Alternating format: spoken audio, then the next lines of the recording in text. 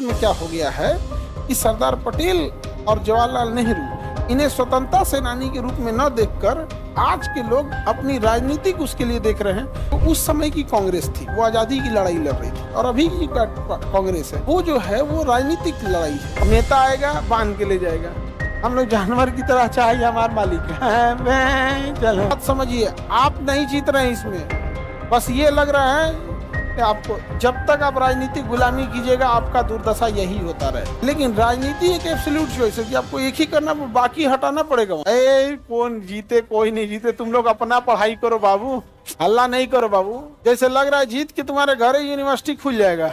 आप हमेशा याद रखिएगा बाबू, चाहे कोई भी पार्टी जीते हारे, जब तक आप राजनीतिक गुलामी करिएगा, जब तक ऐसा लग रहा है जैसे आपको यूपीएससी का ज्वाइनिंग लेटर मिल रहा है, बात समझिए, आप नहीं जीत रहे हैं इसमें, बस ये लग रहा है कि आपको जब तक आप राजनीतिक गुलामी कीजिएगा आपका दुर्दशा यही होता रहेगा। आपको बस ये है, जैसे देखिएगा ना, तबेला में जाइएगा जहाँ बहुत सारी गायें रहती हैं या वहाँ पे, तो देखिएगा ना जो जिस गाय को खिलाता है ना गैया उसी के पास जाती है, देखिएगा उस दूसरे के पास नहीं जाएगी, उसी के पास चल जाएगी। तो भारत में राजनीतिक स्थिति यही है, नेता आएगा बांध के ले जाएगा, हम लोग जानवर की तरह चाहिए हमारा मालिक है। चलो भारत की स्थिति यही है, बांध के ले जा रहे हैं, खुश है हमारा मालिक आ गया, मालिक आ गया। राजनीतिक गुलामी मत करना, चाहे किसी पार्टी की हो, किसी पार्टी का हम नहीं कह रहे हैं, बस आप समझिए आप अपने बदले एक व्यक्ति को बैठाए हैं जो आपके लिए काम करेगा। राजनीतिक गुलामी अच्छी चीज,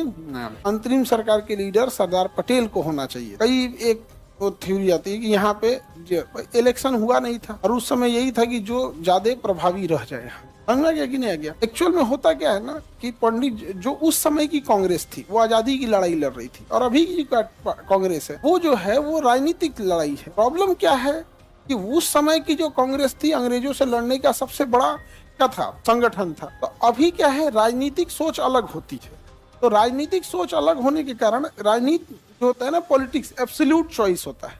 एब्सोल्यूट चॉइस क्या होता है, जैसे अगर आपसे कहा जाएगा कि आपको कौन सा हीरो या हीरोइन पसंद है तो आप 3-4 नाम ले सकते हैं, क्योंकि वो एब्सोल्यूट चॉइस नहीं है। आपको कौन सा टीचर ठीक लगते हैं तो वो भी एब्सोल्यूट चॉइस नहीं है। समझ आ गया कि नहीं आ गया? लेकिन राजनीति एक एब्सोल्यूट चॉइस है कि आपको एक ही करना, बाकी हटाना पड़ेगा वहां पे। समझ आ गया कि नहीं? तो वो बड़ा टफ चॉइस हो जाता है। समझ आ गया कि नहीं आ गया? है तो वो क्या एक एब्सोल्यूट चॉइस हो जाता है। भारत में बहुत सारे लोग जो कांग्रेस को नहीं पसंद करते हैं वो इस कांग्रेस की तुलना आजादी से पहले वाले कांग्रेस से कर देते हैं।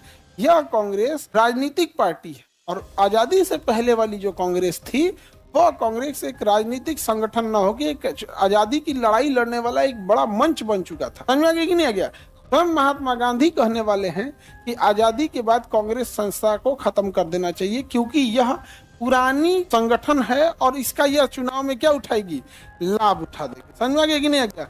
कई आदमी ये कहने लगते हैं कि आजादी से पहले वाला ही कांग्रेस खराब था, जबकि आप पूरा इतिहास पढ़ लिए, आजादी के पहले ही एक मात्र यही संगठन था जो इतने दिन तक बचा रहा। बाकी कौन सा संगठन बचा था? कोई नहीं था। तो कई बार क्या होता है ना कि आदमी वर्तमान राजनीति से प्रेरित होकर उस समय की बात करने लगते हैं, वो गलत है, ऐसा नहीं करना चाहिए। क्या गांधी ने तो कोई पद ही नहीं लिया, जो लड़ाई है पद की, गांधी ने तो कोई पद ही नहीं लिया, मुखिया का पद नहीं लिए थे, नहीं लिए थे। यहाँ पर उन्होंने कहा था कि कांग्रेस जैसे संगठन को आजादी के बाद बंद कर देना चाहिए, और अगर राजनीति है तो दूसरे उसको पार्टी को आप बनाइए। समझ में आ रहा है कि नहीं आ रहा है? किसी को कोई दिक्कत? पर कई आदमी कहते हैं कि वो वाला कांग्रेस खराब था, तो उन्हीं से कहिए तो उसी कांग्रेस के तो अध्यक्ष सरदार पटेल थे। तो ना तब ठीक था। मतलब ना क्या है कि आपको अभी राजनीतिक मतभेद है तो आप सब चीज को काहे नाश देते हैं? ठीक है, आपको जो पार्टी पसंद लगे वो हो जाए। वर्तमान परिदृश्य में क्या हो गया है कि सरदार पटेल और जवाहरलाल नेहरू इन्हें स्वतंत्रता सेनानी के रूप में न देखकर आज के लोग अपनी राजनीतिक उसके लिए देख रहे हैं। कांग्रेस को लगता है कि जवाहरलाल नेहरू और महात्मा गांधी पर उसका अधिकार है, बीजेपी को लगने लगता है कि सरदार पटेल और भगत सिंह पर उसका अधिकार। भाई तुम लोग की लड़ाई में हम काहे पीसेंगे? हम भारतीयों पे इन सबका अधिकार है, चाहे झांसी की रानी हो, भगत सिंह हो, सुभाष चंद्र बोस हो, महात्मा गांधी हो, सरदार पटेल हो, जवाहरलाल नेहरू हो, सबका योगदान है हम लोग में।